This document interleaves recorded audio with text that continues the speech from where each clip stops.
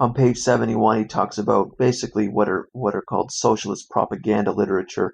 And you see it a lot in history when you hear about the robber barons. So robber barons, of course, is it's a deprecating term. It's not a true term. It's not a historically accurate term. It's actually just a deprecating term.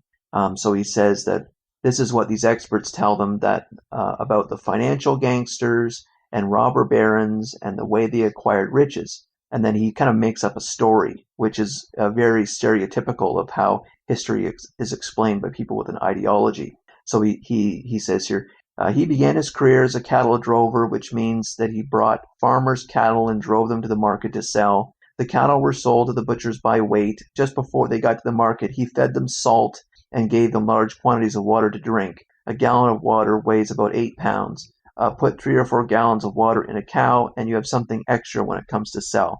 And so he just a little bit further down, so he just kind of sums it up. He says, the Tycoons became rich by selling cracked steel and rotten food, shoes with cardboard soles, and cotton goods for silk. They bribed the senators and the governors, the judges and the police. They cheated their customers and their workers. It is a very simple story. And I agree with Mises. It is. You have to be very stupid to believe these things. That these propaganda stories about robber barons and financial gangsters. You have to be very. You have to have drank a lot of the Kool-Aid to believe that all that even most not most people are smart enough not to say all rich people are evil. But a lot of them will say most people, they'll say that most people are evil, or most people who are wealthy do not deserve their wealth, or most business people cut corners and want to poison their customers. And we hear a lot of this rhetoric, which again is very anti-human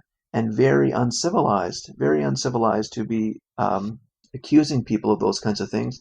Obviously, they don't write these things down, or they'd be sued for libel and for having no evidence for these statements. But it's just a mentality that people have. And again, interesting that it's not partisan. Both the left and the right have this mentality, and that they deprecate people who do well, either because of envy or because of some kind of corruption they think is going on. And they deprecate people that they really should be thanking. And you don't see them deprecating, the Steve Jobs iPhones. How many people, especially the left, love the iPhones. They don't like rich people, but they like the benefits of having a very expensive phone, a phone that I don't have, for example, by the way.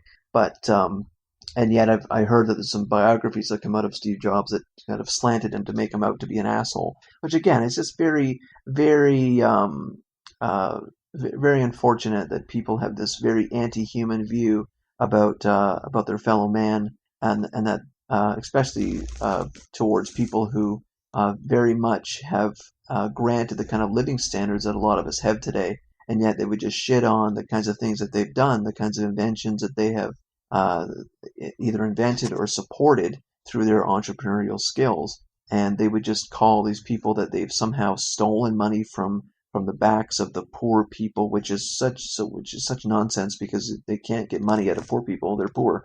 It's just so insanely ridiculous that labor. Again, I guess Marx bleeds back into here. The Marxist theory of labor, which no one believes today, at least no economist believes today. It's ridiculous. It's been completely destroyed as an economic theory.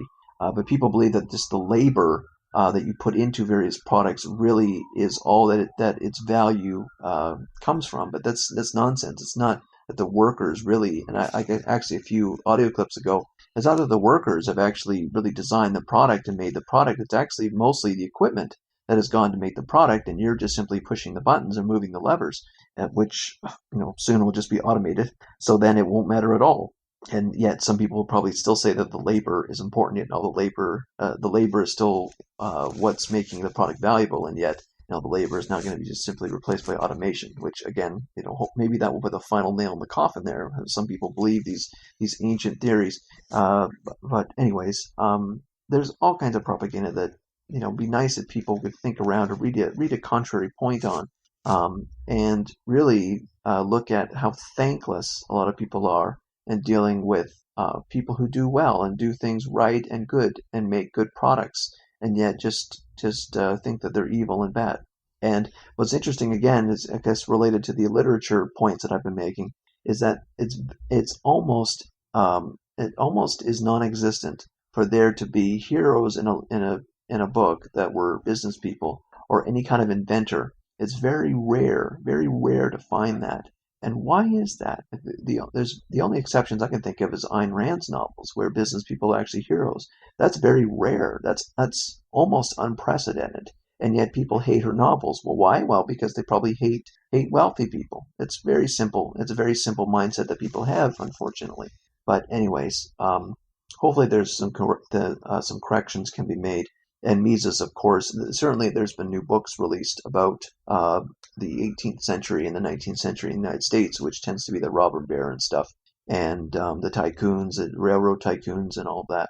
And there's been some new literature written that will discount those lies that have been spoken about people that we should be extremely thankful for. And one other quick thing I'll say is that often what happens is that whatever business people do, it's not enough. So you can be a Bill Gates, and you can sure Windows is pretty dominated, and it's decent software most of the time. But people don't thank Bill Gates for what he did for Windows and for computer software. People thank Bill Gates because he does charity work. Why does he have to do charity work to be thanked? Why can't Bill Gates be thanked for his work with software? But no, that's not how it works. You see, in this strange world that we live in, you can't just make a good product and sell it, and you can't have people be your fans because of that. See, you can have fans for making good music. There's no problem there. You know, someone like Linkin Park, one of the most famous rock bands of all time, at least in the last few decades, anyways. He's got to be number one. You can't be Linkin Park. You can be Linkin Park and make great music and people love you, but you can't be a great business person and just make your product, right? Just like Linkin Park makes their music. You can't be a good business person just making your product and be loved. No, you have to, as a business person, you have to do even more. You have to also engage in charity work. But why is that? That's another contradiction of a lot of people that I think that hopefully gets resolved. They're making a great effort in already producing a great product that people like or service, and of course employing all kinds of people to make that happen. Why is that not enough? Why do they also have to give money away to various charity organizations who obviously don't do as much good in the world as business? But anyways, that's another issue. But still, there's been a lot of propaganda about rich people, which I think needs to end. I think it's very thankless. And as Atlas Shrugs, which was Ayn Rand's big novel, as she posited, you think the world would be a better place if all the industrialists and business people just shrugged and decided to move to the Bahamas and just live off any money they might have. Do you think the world would be better off if people that were great inventors, or great business people just exited society? No, most of us would resort back to our default state, and that's poverty. It's not that they created it, it's that we would no longer be hidden from it. We would not have the benefits of great products. We would just resort back to being in a state of poverty. And is that what people want? And I actually think that a lot of the thankless people deserve that, because they're not thankful for people with great minds that take risks and produce great products like laptops that I'm using right now, or whatever it might be. They're not thankful. And why is that?